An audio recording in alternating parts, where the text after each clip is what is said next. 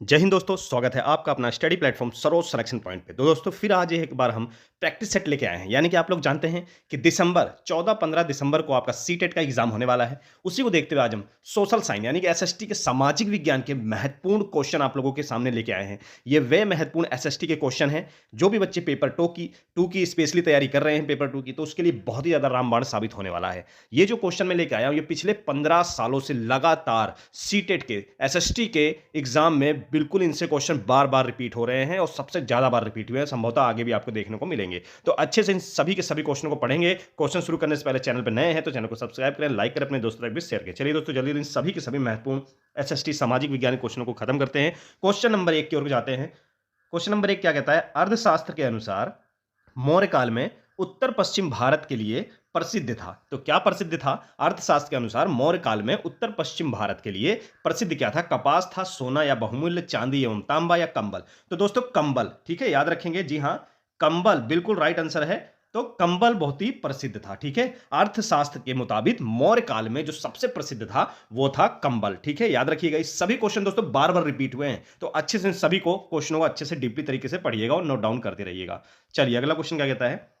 Amphora एक था। तो एम्फोरा क्या था दोस्तों? तो इसका जो राइट आंसर होगा वो क्या होगा? तो याद रखेंगे, एम्फोरा क्या है? ये एक लंबा एवं दोनों तरफ हथ लगा एक जार है, ठीक है। एम्फोरा क्या था? ये एक जार था दोनों तरफ, ठीक है, दोनों तरफ लगा एक जार था। इस प्रकार से था ये एम्फोरा, जिसके दोनों तरफ ऐसे जार लगा होता है, ठीक है, याद रखेंगे। तो ये दोनों तरफ जार लगा था। इसमें क्या होता था? तरल पदार्थों को रखने के लिए ये जो जार है बनाया जाता था, और रोम के जो लोग थे इसमें तेल या शराब इसमें रखते थे, ठीक है, याद रखिएगा। चलिए आगे बढ़ते हैं।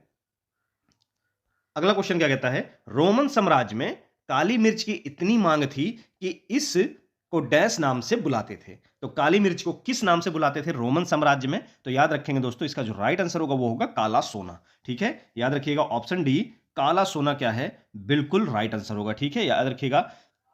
इतनी कीमती थी कि रोमन साम्राज्य में इसे क्या कहा जाता था? काला सोना कहा जाता था काली मिर्च को, ठीक है, याद रखेंगे। चलिए अगला क्वेश्चन क्या कहता है? राहट चरखा व आग्नेयास्त्रों का आविष्कार हुआ था। तो किसके द्वारा हुआ था? चलिए देख लेते हैं। तो कब हुआ था ये हुआ था मध्यकाल में, ठीक है, याद रखेंगे। रहट चरखा व आग्नेयास्त्रों का आविष्कार हुआ था मध्यकाल में हुआ था, ठीक है, याद रखेंगे। लगभग 1000 साल पहले ये हुआ था, ठीक है, 1000 साल पहले हुआ था। सबसे पहले कहां? चीन से शुरू हुआ था, ठीक है, याद रखेंगे। चलिए आगे बढ़ते हैं। अगला क्वेश्चन आपसे क्या कहता है? निम्नलिखित में से दिल्ली के सुल्तान की प्रशंसा में एक संस्कृत प्रशस्ति पाया गया, तो कौन था वो? तो वो था गयासुद्दीन तुगलक, सॉरी गयासुद्दीन बलबन, ठीक है, याद रखेंगे। ऑप्शन बी आपका क्या है? बिल्कुल राइट आंसर है, ठीक है, याद रखेंगे। कौन था? गयासुद्दीन बलबन, ठीक है। कब से कब तक था गयासुद्दीन बलबन? 1266 से 1287 तक, ठीक है, इसका शासन था, याद रखिएगा। चलिए आगे बढ़ते हैं। अगला क्वेश्चन आपसे क्या कहता है? हिरण्यगर्भ नामक अनुष्ठान किया जाता है। हिरण्य नामक अनुष्ठान किया जाता है, ठीक है, ये एक प्रकार का यज्ञ था, ठीक है। तो ये किसके लिए किया जाता था? चलिए जान लेते हैं। तो दोस्तों ऑप्शन बी आपका बिल्कुल राइट आंसर होगा। राजा को क्षत्रिय घोषित करने के लिए, चाहे वो जन्म से क्षत्रिय ना हो, ठीक है, यानी कि ये यज्ञ ब्राह्मणों द्वारा करवाया जाता था। यानी कि कोई व्यक्ति अगर वो क्षत्रिय नहीं ही, ठीक है, क्षत्रिय नहीं है पर वो शासक के पद पर बैठने जा रहा है, तो उसको एक यज्ञ करवाया जाता था, जिस यज्ञ के द्वारा क्या कहा जाता था? उनको छत्री की पूरी पदवी दिलाई जाती थी। यानी छत्री छत्री की जो जो भी चीजें होती थी वो उनको उस रूप में दी जाती थी, ठीक है। यानी कि ये यज्ञ था जिसमें क्या होता था? अगर कोई व्यक्ति क्षत्रिय नहीं है पर वो शासक है, राजा बनने जा रहा है, तो एक यज्ञ द्वारा उसको क्या करवाया जाता था? भगवान द्वारा कुछ भी कह लो, आशीर्वाद दिलाया जाता था कि वो छत्री के भांति काम करेगा, ठीक है, याद रखेंगे। चलिए आगे बढ़ते हैं। अगला क्वेश्चन क्या कहता है? चोल काल में व्यापारियों के संघ को कहा जाता था। तो चोल काल में व्यापारियों के संघ को क्या कहा जाता था? कहा जाता था नरगम। ऑप्शन सी बिल्कुल राइट आंसर है। क्या कहा जाता था? नगरम कहा जाता था, सॉरी। चोल काल में व्यापारियों के संघ को क्या कहा जाता था? नगरम, ठीक है, ऑप्शन सी आपका बिल्कुल राइट आंसर है। चलिए अगला क्वेश्चन क्या कहता है? नाथ साहित्य का संबंध है। नाथ साहित्य का संबंध कहां से है? ऑप्शन ए बंगाली से। कहां से है दोस्तों? बंगाली से है, ठीक है, याद रखेंगे। मध्यकालीन में बांग्ला साहित्य की एक शाखा थी नाथ, ठीक है, तो बंगाली से इसका संबंध है। चलिए आगे बढ़ते हैं। अगला क्वेश्चन देखेंगे क्या कहता है।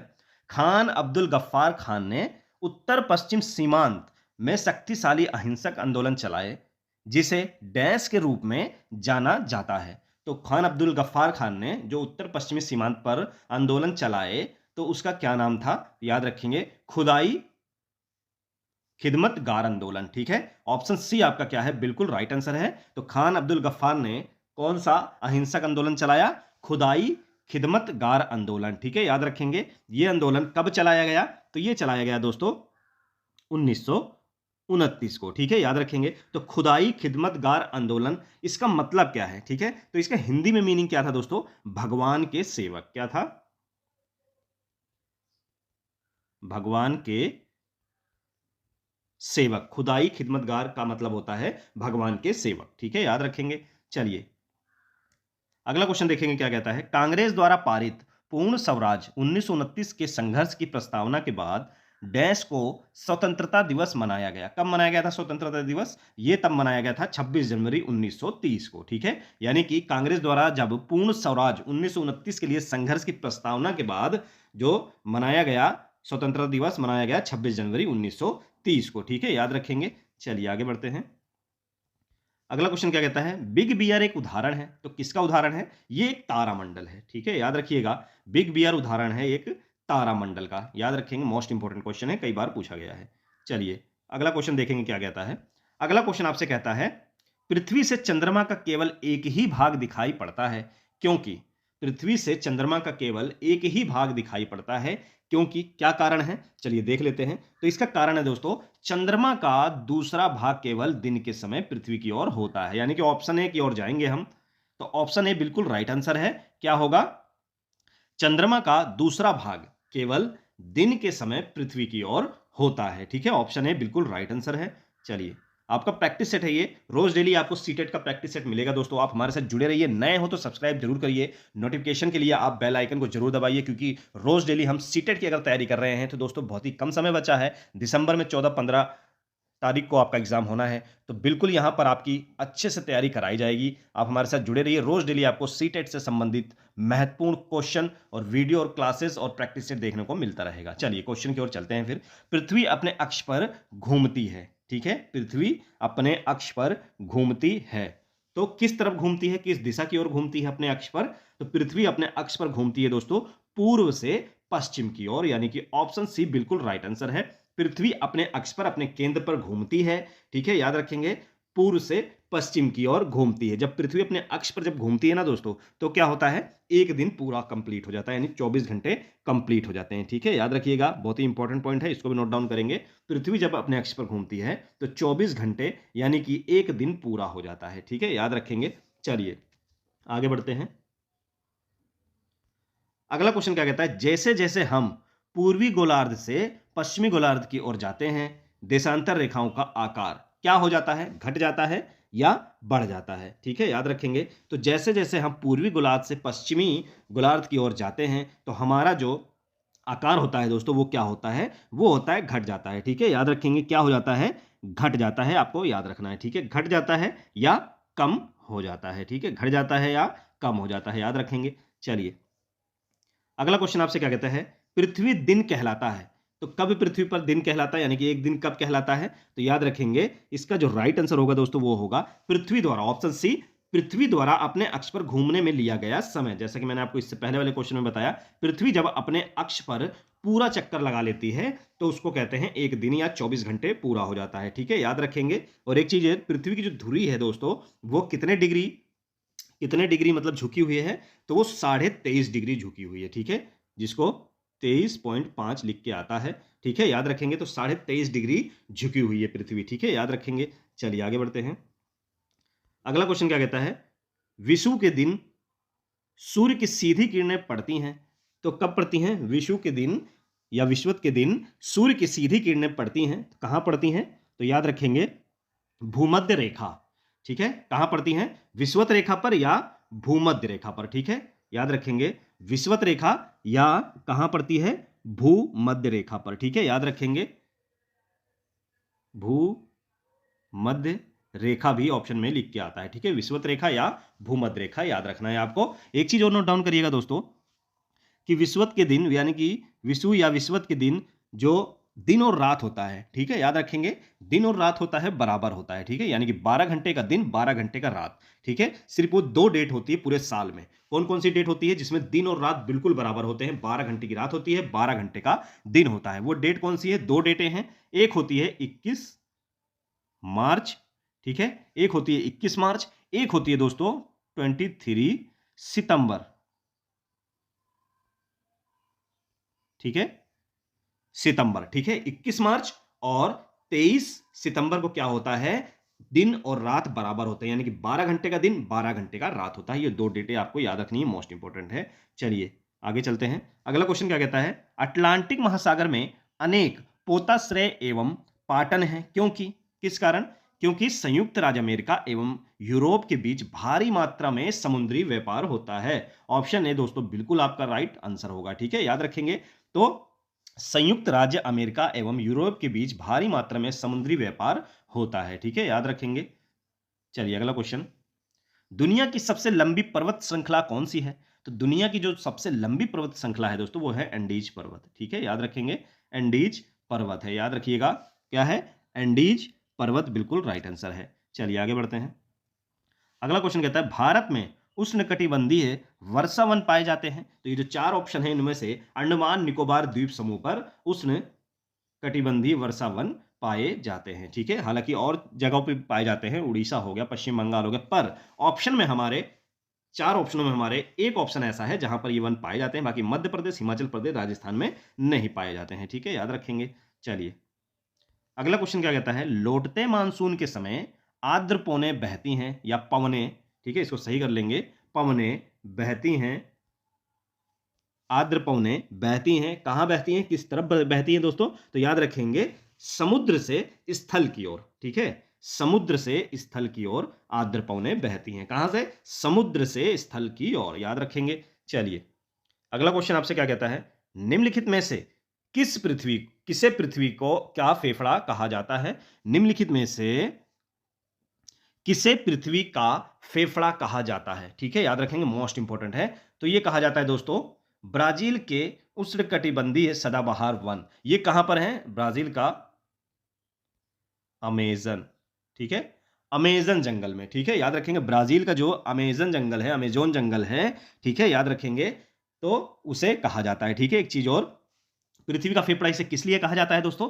पूरी दुनिया का, ठीक है, पूरी दुनिया का 20% जो ऑक्सीजन है वो उत्सर्जित करता है, उत्पादन करता है अमेजोन जंगल, ठीक है, ब्राजील का अमेजोन जंगल 20% ऑक्सीजन जो है पूरी दुनिया का, पूरे ब्रह्मांड का जो है उत्सर्जित करता है, क्या कहते हैं, अमेजोन जंगल ब्राजील का, ठीक है, इसलिए ये पृथ्वी का फेफड़ा भी इसको कहा जाता है, ठीक है, याद रखिएगा, मोस्ट इंपोर्टेंट क्वेश्चन है। तो इसी कारण इसको क्या कहा जाता है? पृथ्वी का फेफड़ा कहा जाता है। चलिए आगे बढ़ते हैं। अगला क्वेश्चन क्या कहता है, विश्व का सबसे बड़ा नदी बेसिन कौन सा है? तो विश्व का जो सबसे बड़ा नदी बेसिन है वो है अमेजन नदी बेसिन, ठीक है, याद रखेंगे, कौन सा? अमेजन नदी बेसिन है, क्या है? विश्व का सबसे बड़ा नदी बेसिन है, याद रखेंगे। चलिए अगला क्वेश्चन क्या कहता है दोस्तों, मलोका क्या है? मलोका, मलोका दोस्तों मैं बताता हूं एक प्रकार का घर है, ठीक है, पहले तो ऑप्शन बी लगाएंगे फिर मैं समझाता हूं क्या चीज है। मलोका क्या है दोस्तों? मलोका एक प्रकार का घर है, ठीक है, जो अमेजन स्वदेशी लोग जो हैं यहां पर खास तौर पर रहते हैं, ठीक है, और खासकर कोलंबिया और ब्राजील में जो पाए जाते हैं वो मलोका घर बनाते हैं, ठीक है, याद रखेंगे। चलिए अगला क्वेश्चन क्या कहता है, संसाधनों का सतर्कता पूर्वक उपयोग करना तथा उन्हें नवीकरण के लिए समय देना कहलाता है। तो क्या कहलाता है दोस्तों? तो वो कहलाता है संसाधन संरक्षण, ठीक है, संसाधन संरक्षण, ठीक है, याद रखेंगे, संसाधन संरक्षण कहलाता है, ऑप्शन है बिल्कुल राइट आंसर है। चलिए अगला क्वेश्चन क्या कहता है, रक्षक मेखला डैश की एक विधि है। रक्षक मेखला डैश की एक विधि है, तो क्या है दोस्तों? ये मृदा संरक्षण की एक तकनीक है, ठीक है, मृदा संरक्षण की एक तकनीक है, ठीक है, मृदा बचाव की एक तकनीक है, ठीक ठीक ठीक है, रक्षक मेखला, याद रखना है आपको, ऑप्शन डी आपका बिल्कुल राइट आंसर होगा। चलिए अगला क्वेश्चन देखते हैं क्या कहता है, मध्य प्रदेश में स्थित भीमबेटका एक डैश पुरा स्थल है। तो क्या है दोस्तों, मध्य प्रदेश में स्थित भीमबेटका एक डैश पुरा स्थल है। तो इसका राइट आंसर क्या होगा दोस्तों, तो याद रखेंगे ये क्या है, ये है पूरा पाषाण काल। ठीक है, ऑप्शन ए पूरा पाषाण काल, पूरा पाषाण काल इसको कहा जाता है। ठीक है, याद रखेंगे। ये मध्य प्रदेश के दोस्तों रायसेन, रायसेन जिला है मध्य प्रदेश का। ठीक है, वहां का पूरा स्थल है। ठीक है, पूरा स्थल है, याद रखेंगे। चलिए आगे बढ़ते हैं। अगला क्वेश्चन आपसे कहता है ऋग्वेद काल में कौन से 3 देवता विशेषकर प्रमुख थे। तो कौन प्रमुख थे, तो याद रखेंगे दोस्तों अग्नि, इंद्र तथा सोम। ऑप्शन बी बिल्कुल राइट आंसर है। ठीक है, ऋग्वेद काल में ये 3 देवता थे, अग्नि, इंद्र तथा सोम, जो विशेषकर प्रमुख थे। ऑप्शन बी बिल्कुल राइट आंसर है, नोट डाउन करिएगा। चलिए अगला क्वेश्चन क्या कहता है, संस्कृत को जिस भाषा परिवार का हिस्सा माना जाता है उसे कहते हैं।